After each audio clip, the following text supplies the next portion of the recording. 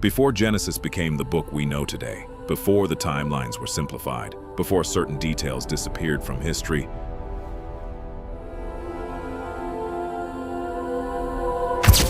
there was another account, an ancient text hidden for centuries, a manuscript that claimed to reveal the true order of creation, the precise structure of time itself, and the invisible beings watching humanity from the very beginning.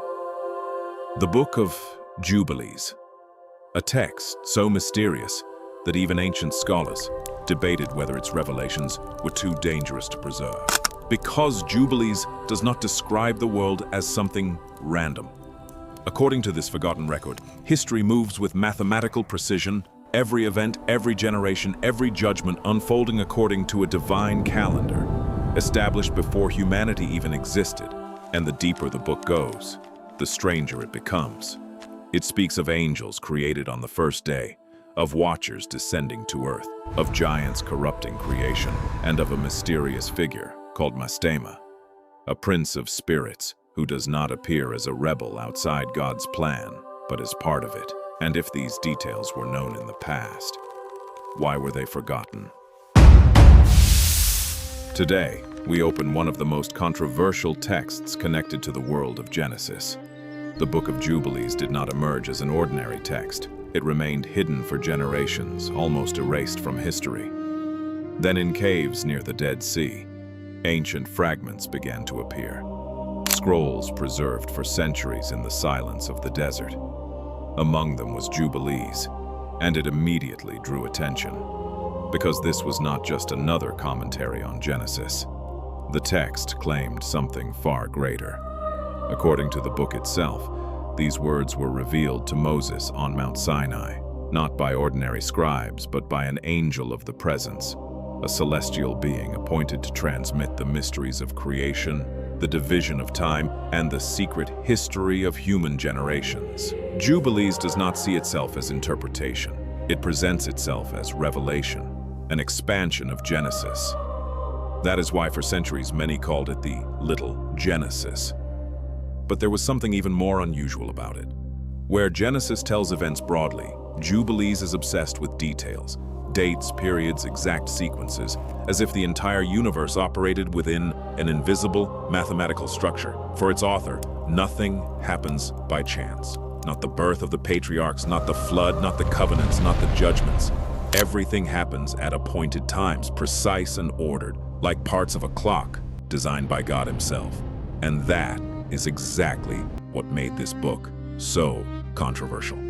It doesn't simply retell familiar stories, it adds what the traditional text never fully explains.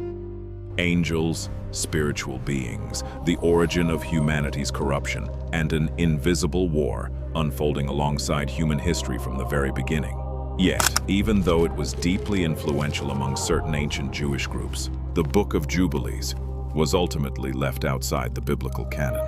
It slowly disappeared, copied less and less until it became almost a lost echo of the ancient world. But if it was irrelevant, why was it preserved among the Dead Sea Scrolls alongside such important texts? And why do so many of its ideas echo through other ancient writings about the Watchers, the Giants, and the judgment of humanity? Perhaps because Jubilees preserves something many ancient texts were trying to protect. The idea that the universe is not in chaos. There is a pattern, an invisible calendar governing the events of the earth, known to the heavens from the very beginning. To understand Jubilees, you have to understand its central obsession, time. Not the passing of days, but a sacred structure established by God before humanity existed. Where most people read Genesis as a sequence of events, Jubilees reads everything as a perfect calendar. Every generation, every birth, every covenant fitted into exact cycles of 49 years, 7 cycles of 7. That is where the book gets its name. Nothing exists outside the proper time. History itself is synchronized with the heavens. The book even introduces a different calendar altogether, not lunar but solar. 364 days, perfectly divided, without variation. According to Jubilees, this was the true calendar of heaven, so essential that humanity's corruption began the moment mankind started altering the appointed times. Sin, in this telling, is not only moral, it is cosmic. Humanity had stepped outside the order established at creation. And that raises a question. If a perfect order governs time, who preserves it? Who watches over it? Because in Jubilees, the heavens are not empty. On the very first day, as light separated from darkness, God also created the heavenly orders, organized spiritual beings appointed to watch over creation. Among them, the angels of the presence, closest to divine glory, guarding revelations and recording events. And the angels of holiness, bound to the movement of the stars, the passing of seasons, the sacred calendar itself. Nothing in this universe moved by accident. Since Adam, humanity had never truly been alone. There had always been eyes watching, but then the harmony broke. Some of these beings crossed a boundary they should never have crossed. The Watchers, angels who were meant only to observe, but chose instead to descend. At first, they came bearing knowledge, astronomy, metallurgy, the secrets of nature. But wisdom soon curdled into corruption. Knowledge became power, power became domination. The Watchers joined themselves to human women, and from that forbidden union the giants emerged, violent, consuming, turning at last against humanity itself. Blood covered the earth.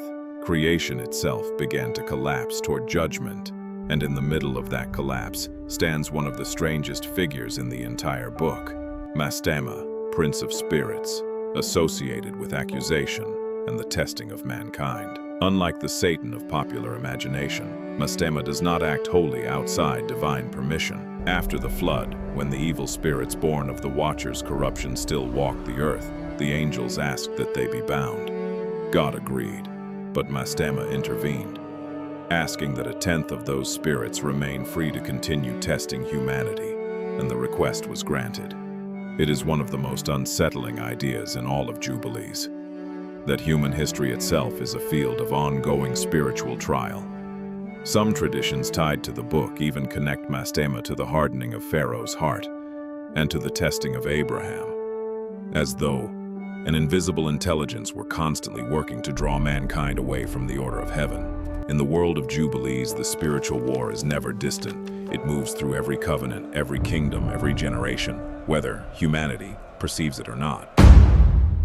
Which brings us back to the question that still lingers over this book. If Jubilees hold such profound claims about angels, watchers, giants, and the very origin of evil, why was it left outside the Bible? Why did a text this influential, preserved deliberately among the Dead Sea Scrolls, nearly vanish from memory? Perhaps because Jubilees never claimed to be commentary. It claimed to be revelation, a second Genesis, hidden in the desert for 2,000 years, waiting for the world to ask why it was ever silenced at all.